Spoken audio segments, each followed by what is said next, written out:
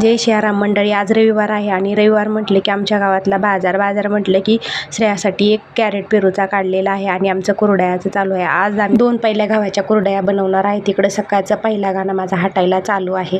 आता पहिला गाणं हटायचा होतोय का नाही तोपर्यंत लगेच आम्हाला गच्चीवर कुरडया घालण्यासाठी जावंच लागतं. इकडं चिक बघू शकते, खूप पांढरा शुभ्र असा चिक झालेला आहे. गव्हाचा चिक अगदी शरीरासाठी उत्तम असतो आणि छान पौष्टिक पण असतो. तुम्ही पण कधी कुरडया केल्या तर आवर्जून दूध, चिक आणि गूळ किंवा साखर खाऊ शकता. एकदम अप्रतिम लागतं.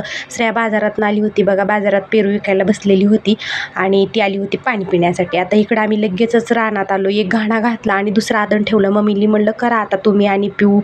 एक जण माझी मैत्रीण होती त्यांनाही करायला सांगितलं आणि मग आम्ही आलो बघा इकडं शेतावर. आता हे शेतात येण्याचं आमच्या दोघांचं चालू आहे बघा पेरू काढायला. पेरू अचानक सांगितला त्यांनी एक आम्हाला पेरू काढा म्हणून 4-5 कॅरेट. मग इकडं पेरू काढले. आता हे पेरू काढण्याचं म्हणजे आम्ही 190 किलो त्यांच्यासाठी पेरू काढला, व्यापाऱ्यासाठी एडेश्वरी विकण्यासाठी, आणि आमच्यासाठी त्यातच एक छोटा मिडियम साईजचा माल निवडून घेतला होता तो 4 कॅरेट. आणि आम्ही सकाळचं जेवण वगैरे काही केलेलं नव्हतं त्याच्यामुळं आज बाजार होता. छान अशी भजी आणि वडापाव ह्यांना म्हणलं आणा. आणि आपल्याला भूक जर लागली तर आपण काय करणार ना, परत वजनं करायचे, फॉर्म लावायचे. मग फॉर्म लावून झालेला होता आणि वजनं करायला व्यापाऱ्याला किती फोन केला तरी ते काही येईना गेला. येतो थोड्या वेळाने येतो, आत्ता येतो. मग चला म्हटलं वजनं करून ठेवून आपल्याला जायचं होतं तळ्याकडं, म्हणजे की आपल्या गोट्यावरती गाई त्या मामाने सोडल्यात का नाही, त्या आलेत का नाही हे पण बघावं लागतं. म्हणजे सगळं बघावंच लागतं.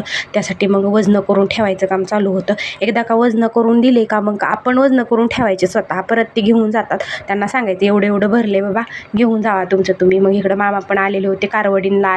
आजच्या गाळ्यात कारवडीतनं त्या कारवडीला पाणी दाखवायला चालू होतं. ह्या जास्तच आगावपणा करतात. आता ही रेडकईतनं एक खाली आणि एक रेडी, ती पण म्हशीला पितात. नाहीतर किंवा गाईला पण पिऊ शकतात. म्हशी तर आता लिंबाला बांधलेल्या असतात खाली, गाईलाही पिऊ शकतात. त्याच्यामुळे आम्ही यांना बांधूनच ठेवतो. आणि कारवडी तर जाळीतनं बाहेर उड्या मारतात, त्यांना तर सोडण्याचं कारणच नाही. त्याही बांधून टाकलेल्या असतात. तिकडलं स्वच्छ असं झाडून घेतलं. व्हिडिओ आवडल्यास सबस्क्राईब करायला विसरू नका. जय सियाराम.